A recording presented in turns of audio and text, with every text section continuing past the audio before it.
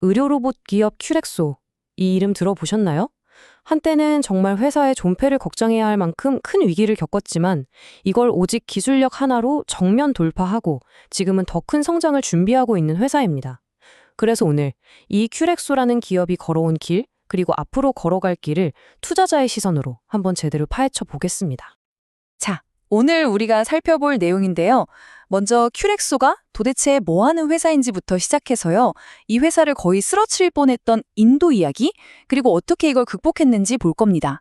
그 다음엔 앞으로의 성장 전략, 경쟁력, 그리고 미래 기회까지 차근차근 짚어보겠습니다.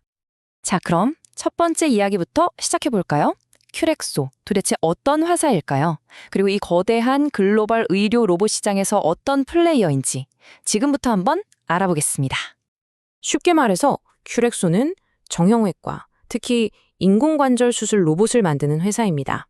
이 시장이 정말 지머나 스트라이커 같은 글로벌 거인들이 꽉 잡고 있는 곳이거든요.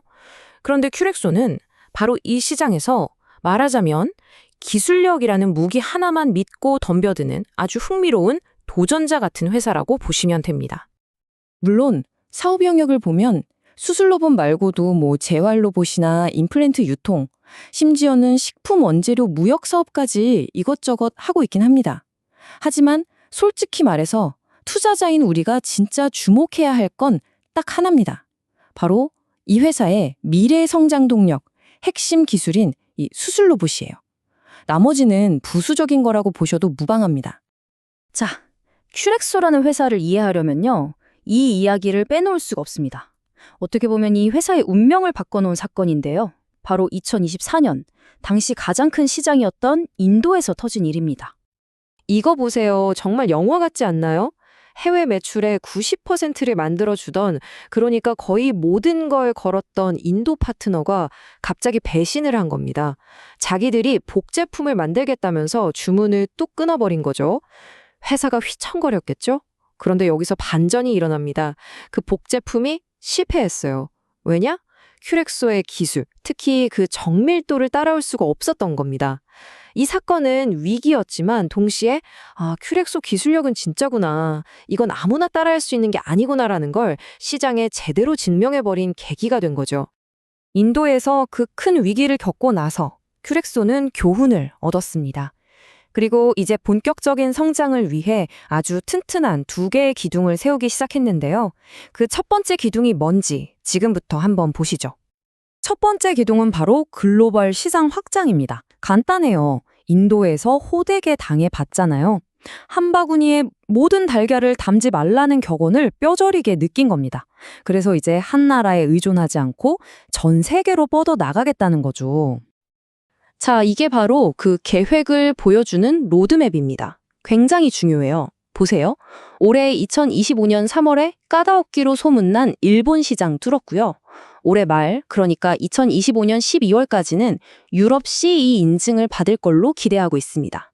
그리고 대망의 2026년 상반기 세계에서 가장 큰 의료기기 시장인 미국 FDA 승인을 목표로 하고 있습니다.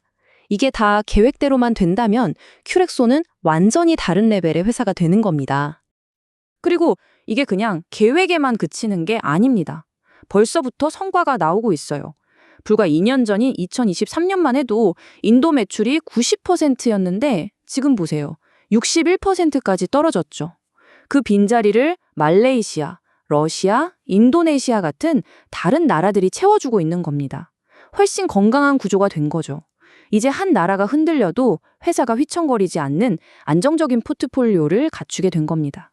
자, 첫 번째 기둥이 시장의 수평적 확장이었다면 두 번째 기둥은 기술의 수직적 확장입니다. 무슨 말이냐면 지금 잘하는 무릎 수술 로봇 하나에만 만족하지 않겠다는 거예요. 보시면 무릎에서 시작해서 고관절로 이제는 어깨, 발목, 손목까지, 그리고 궁극적으로는 정형외과 수술의 끝판왕이라고 불리는 척추 수술 로봇까지 개발하고 있습니다. 이게 투자자 입장에서 왜 중요할까요? 간단합니다.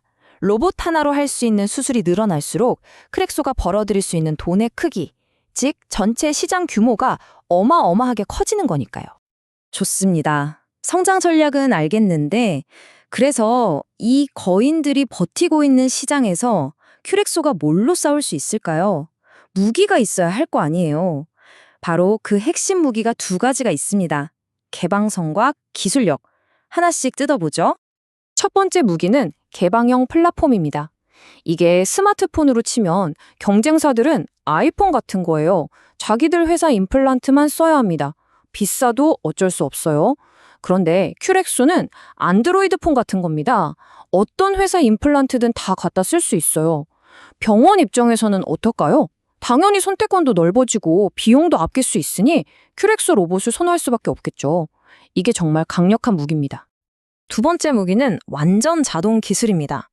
다른 로봇들이 차선 이탈 방지 장치처럼 의사가 실수하지 않게 보조해주는 수준이라면 큐렉소 로봇은 의사가 계획을 입력하면 로봇이 알아서 정밀하게 뼈를 깎는 자율주행에 더 가까운 개념입니다. 당연히 정밀도는 더 높아지고 수술 결과도 더 안정적이겠죠. 이게 바로 기술적 격차입니다. 자, 지금까지 큐렉소의 스토리, 전략, 경쟁력까지 다 살펴봤습니다. 그럼 이제 가장 중요한 질문이 남았죠.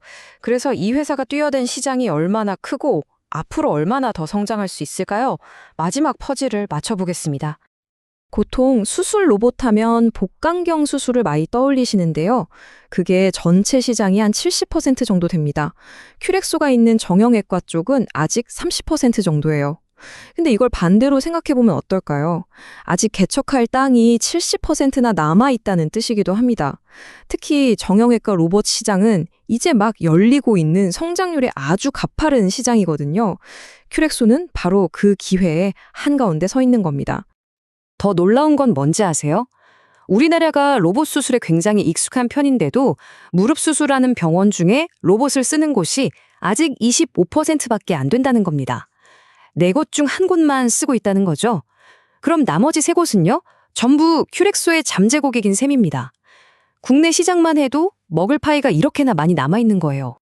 그리고 큐렉소가 진짜 노리는 시장은 바로 여기입니다. 미국이나 유럽처럼 이미 경쟁이 치열한 곳보다는 이제 막 로봇 수술 시장이 열리는 동남아, 중남미, 중동 같은 곳들이요. 이런 블루오션에서는 비싼 폐쇄형 로봇보다 합리적인 가격에 어떤 임플란트든 쓸 수 있는 큐렉소의 개방형 로봇이 훨씬 더 매력적이겠죠. 전략을 아주 잘 짜고 있는 겁니다.